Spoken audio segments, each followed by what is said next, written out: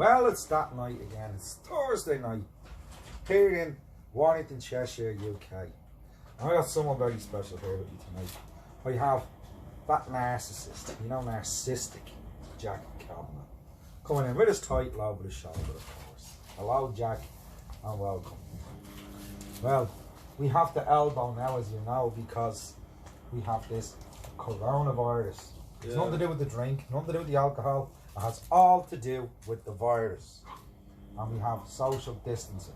And I'm just looking down the road here, and it's totally distancing. I haven't seen a person for hours now. It's like everybody's in a bunker at the minute. But that has affected your boxing, has it not? And your boxing training, and the gymnasium, and your next lineup. So, give us a little bit of thoughts. First of all, on what you think, or how you think, the coronavirus is affecting your progress. Well, obviously, I've got one more fight due this year, and this is massively prolonged it. I wanted to get it out of the way. I wanted to get all three of my due fights this year done. I got Keno done in January. I got Jordan done, in March. So I don't know, I wanted to get it done over and early with, but it's now 12 weeks of self-isolation for the best of the UK, while the NHS tries their best to control it all. So that's affected it massively, because I can't go into camp and with 2 knee braces on to show that just as proof that I'm injured and all that. It's a massive upset at the start of the year, considering now with 2 injuries and the coronavirus, it's like next to impossible to train. My gym's closed, there's none of my training partners. But it's nice that I've made it to 600 days as the champion. Well, on top of all that, you do get a bit of practice in now and again. I mean, you're out in the back garden, or in the front garden rather. You do your skipping. You do the padding with myself. I do some padding with you. We do some padding. You do the punch bag. You get the bag out of the way. You've done a few hits. That keeps you going a little bit. So, but confidence-wise, what's your confidence like? Are you confident for your next one? Are you just awaiting the next one until all of this hopefully blows over? Because it has done a lot of damage to a lot of people that were never expected to be even touched by this. But I mean, after all, I'm a bit injured and everything. I'm not going to rush an next fight being something that's extraordinarily challenging. I'm not going to go into a fight where it's like, shit, maybe this is like a chance he's going to get his head slapped off. If I'm honest, that is. I'd rather get through my injuries first, get the fight out of the way, and see what I can do. Because I might go for 4 fights this year. I have to do 3 fights to maintain my title. But obviously I'm going to take whatever fight I can be given. I'm a fighting man, and if the fight that I'm given is one where I might get my head slapped off, then you're going to see me in a fight where I might get my head slapped off. It's more to prove. I'm more confident than ever. Well, it's happened to many in the big time. They get their head slapped off. Nobody ever expects to get their head slapped off. You don't go in with the dogs getting your head slapped off. You either get slapped off or you slap the other head off. And that's just the greatness of the boxing world itself. You might go in there and your confidence feels high, one mistake and you're on the floor. But who do you think you prefer to be your next opponent? Do you have a preference? I mean, you're talking about the whole roster I've ran through. I've done almost anyone. Like, I think the only fight YouTube hasn't seen me in is James McDonald. I mean, obviously I'm not looking for that fight. I think it would be a stupid fight with the fact that, yeah, he's heavier than me, but I'm obviously in a lot better of a shape than him right now. And I'm 2 years older than him, which is a heavy, like, considering I'm only 17 and he's 15, nearly 16, and I'm nearly 18. It's a big difference because his body's not fully as developed as mine, so you're going to be talking about different power, different kind of movement. I think maybe if we done like a year and a half to plan it out properly and both of us were in shape, it'd be an interesting fight. And I think, to be honest, that'd be the day I lost the belt. He's a great counter-puncher, he's great at waiting, his patience is unreal, and I think with proper dedication he'd be the next Floyd Mayweather.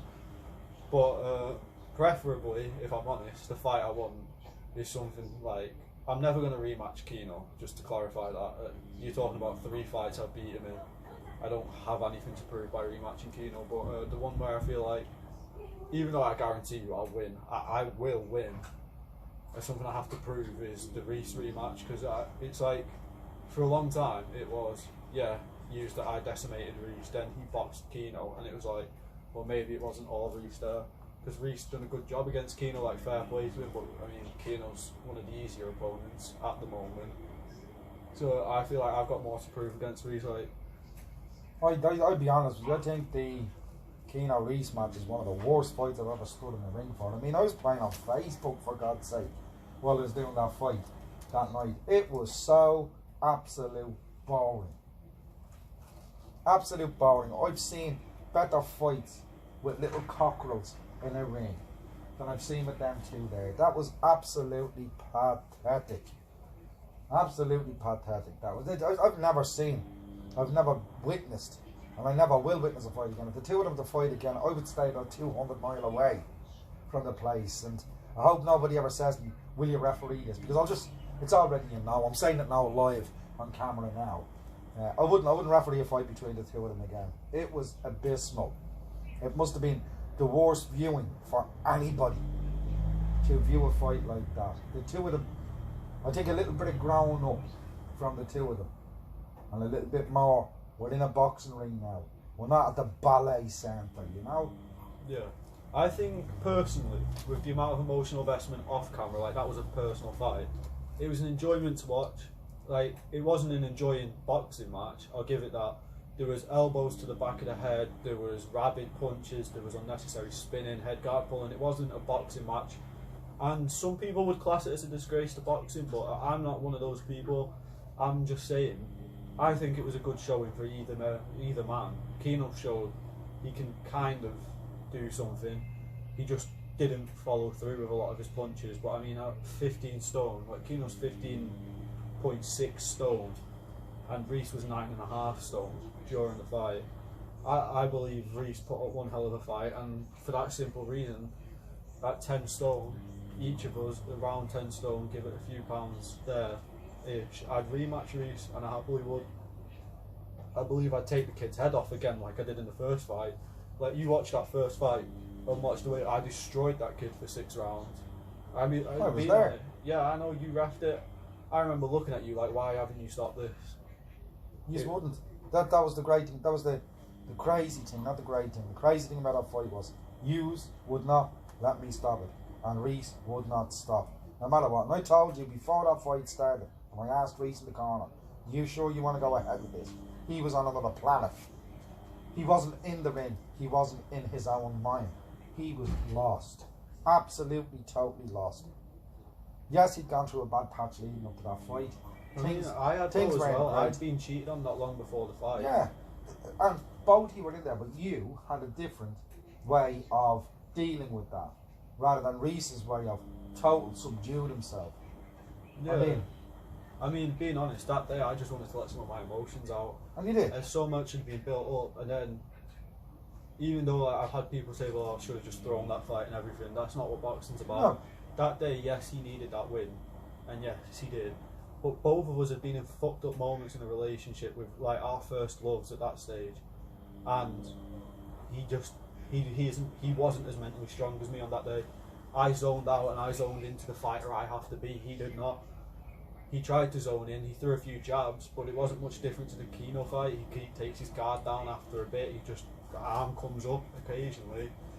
But the only difference with me and Keno is I put Reese on the back foot. I mean, if Reese had done the start that he'd done against Keno, it could have been a different fight between us. He was like a marionette puppet with the hand coming up now and again and giving the salute, you know, to everybody.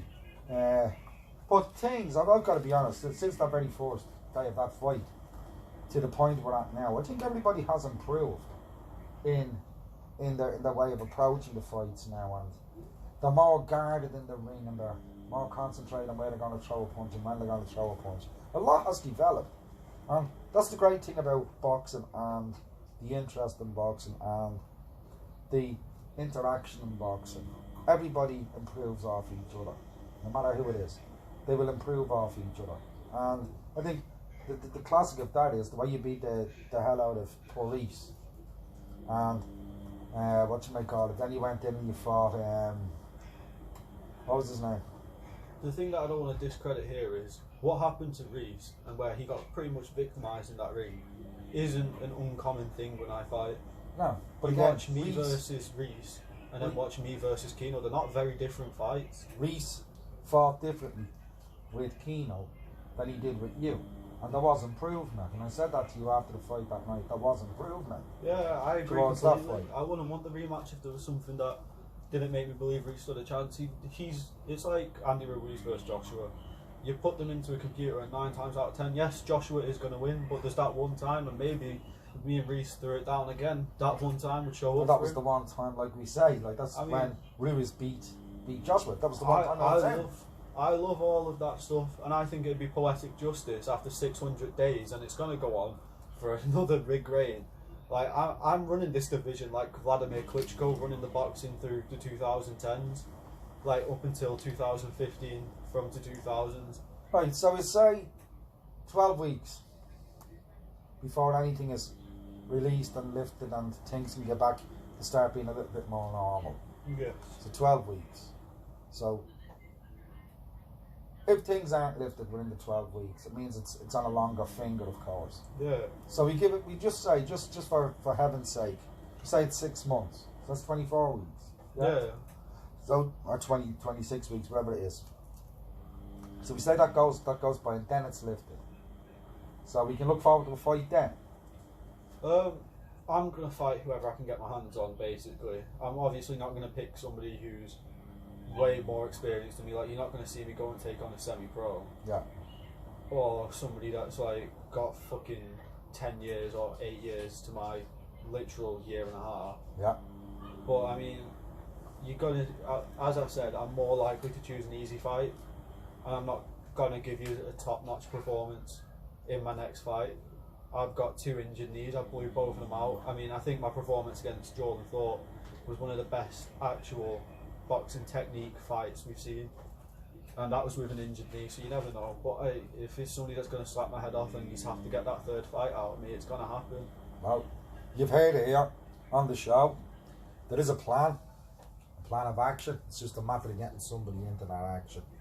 And Jack, good luck, and I hope it's not going to take 26 weeks to happen. And best of luck in finding the opponent.